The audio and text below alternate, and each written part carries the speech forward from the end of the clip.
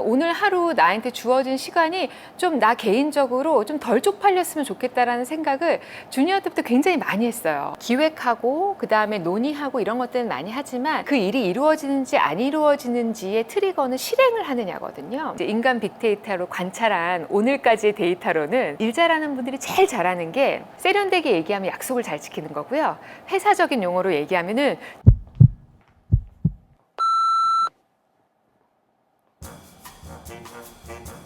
안녕하세요. 저는 일 잘하는 사람은 논어에서 배운다를 쓴 김은애라고 합니다. 푸마코리아, 루이비통, 구찌, 셀린, 그리고 지금은 광고 마케팅을 다루고 있는 WPP 그룹엠 코리아에서 한국과 일본 인사 총괄을 맡고 있습니다.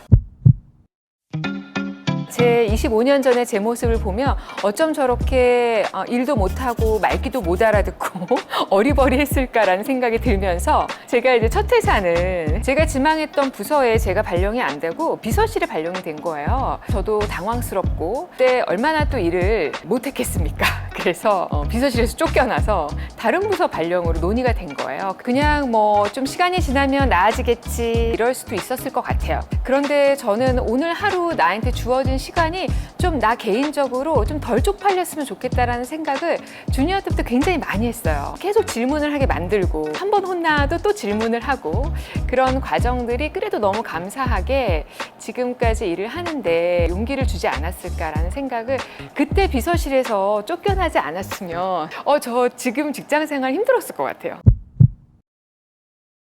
내가 직장을 그만둬야 되나? 이 조직을 떠나야 되나? 이게 직장인들한테 가장 큰 위기인 것 같아요. 제 경우는 상사하고 신뢰가 깨졌을 때 위기였던 거예요.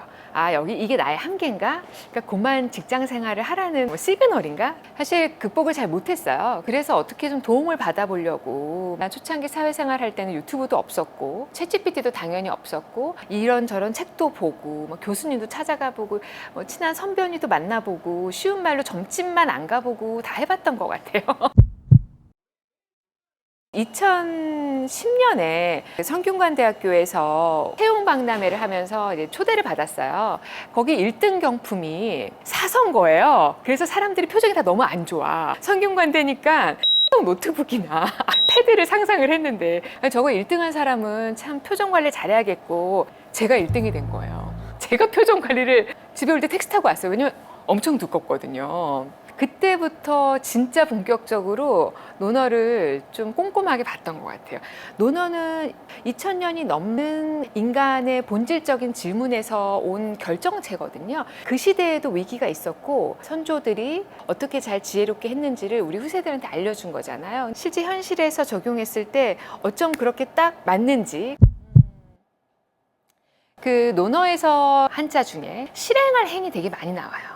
우리가 실제 일을 할 때 기획하고 그 다음에 논의하고 이런 것들은 많이 하지만 그 일이 이루어지는지 안 이루어지는지의 트리거는 실행을 하느냐거든요. 그 실행을 두려워하지 않아야 되는 거. 생각했던 두려움보다는 일을 끌고 나가는 힘이 더 필요하거든요. 근데 우리는 사실 두려움으로 주저하는데 논어를 통해서 그런 용기를 좀 많이 받았던 것 같아요. 일반 분들에게 논어 우리 다 알고 있는 거야. 가장 많이 예를 들어주는 게 지지자, 호지자, 락지자거든요.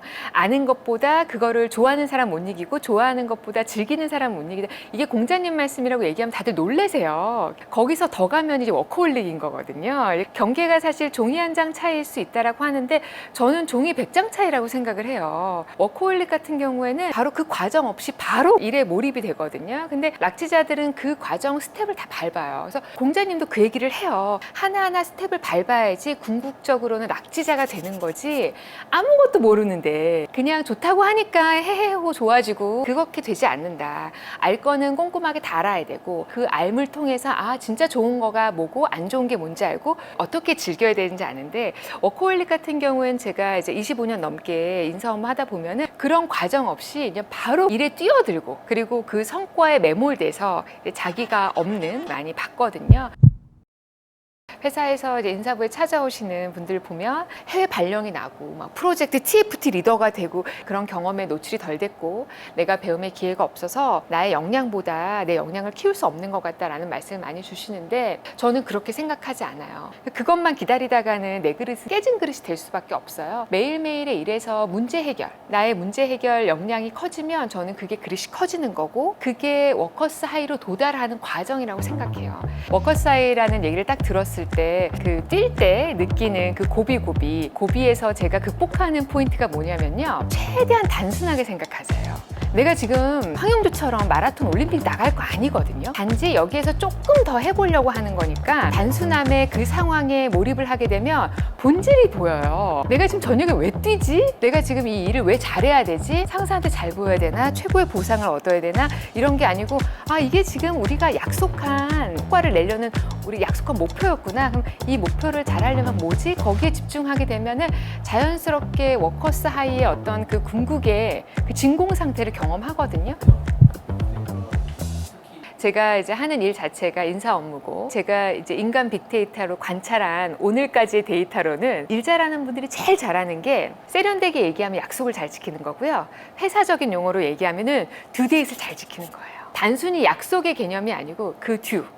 그러니까 업무의 흐름이 그 사람이 이때까지 일을 맞춰줘야지 그 일이 또 넘어가잖아요. 일단 듀를 잘 지킨다라고 하면 깜냥이 있는 사람이야. 거기에서 좀 더 올라가게 되면 듀보다 한 발짝 두 발짝 더 가요.